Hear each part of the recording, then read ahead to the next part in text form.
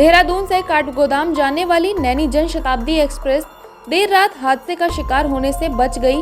Railway प्रशासन ने इस मामले में अज्ञात के खिलाफ आरपीएफ में एफआईआर दर्ज कराई है।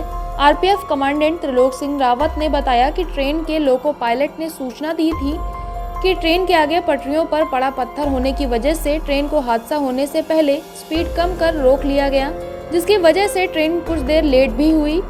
वहीं घटना की सूचना मिलते ही आरपीएफ ने रेलवे एक्ट की धारा 153 के तहत मुकदमा दर्ज किया है। आरपीएफ कमांडेंट ने बताया कि पत्थर कहां से आया और कैसे ट्रेन की पटरी पर आने के बाद ट्रेन के पहियों में फंसा, ये जांच का विषय है।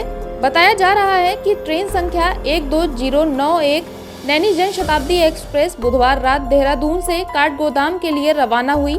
वहीं जब ट्रेन स्योहारा रेलवे स्टेशन के नजदीक पहुंची तो पटरियों पर बड़े पत्थर रखे हुए थे, लेकिन ट्रेन के ड्राइवर ने दूर से ही पत्थरों को भांप लिया और ट्रेन की स्पीड को स्लो कर दिया, जिससे ट्रेन हादसे का शिकार होने से बच गई। माना जा रहा है कि यदि ड्राइवर पत्थरों को नहीं देखता तो ट्रेन पटरी से उतर सकती थी और बड़ी अनहोनी हो सकती थी, लेकिन ड्राइवर की सूझबूझ से बड़ा हादसा टल गया। वहीं पटरियों से पत्थर को हटाने के बाद ट्रेन को आगे रवाना किया गया। कल रात लगभग 7:30 बजे 12091 दून नैनी गाड़ी जनशताब्दी गाड़ी है, उसका लोको पायलट ने सूचना दिया है।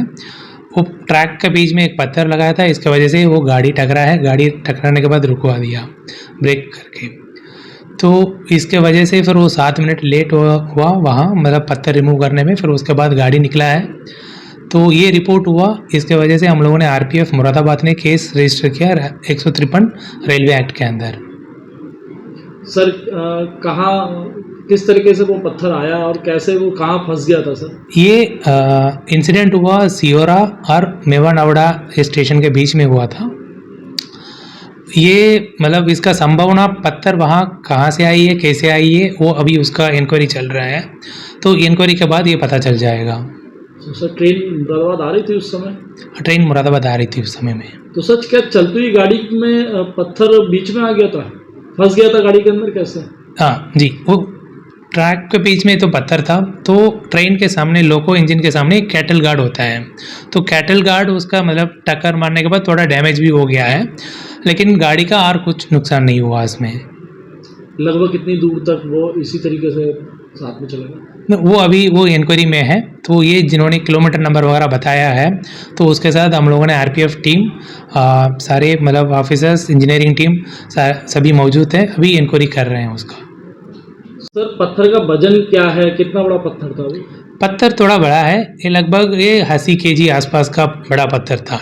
इसमें 2 एंगल हो सकते हैं। एक, किसी ने जानबूझ के ट्रैक के बीच में रख दिया, इसके वजह से मतलब उनका इंटेंशन गलत हो सकता है, तो ट्रेन का पलटने का।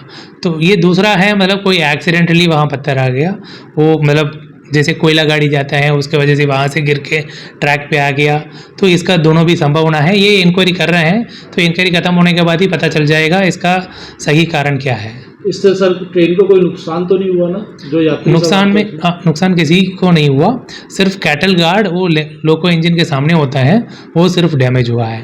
तो हम ये माने सर कि एक बड़ा हादसा होने से टल गया है, ये बोल सकते हैं मतलब।